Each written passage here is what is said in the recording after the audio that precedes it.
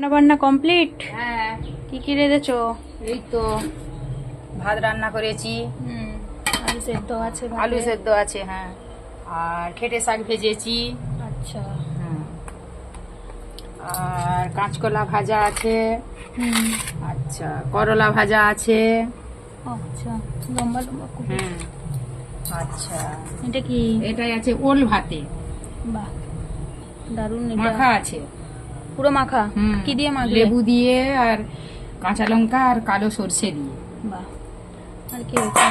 আর হয়েছে বাটা মাছের তেল পোস্ত। ঝাল? না, তেল ঝালে বাটা মাছ পোস্ত। আচ্ছা।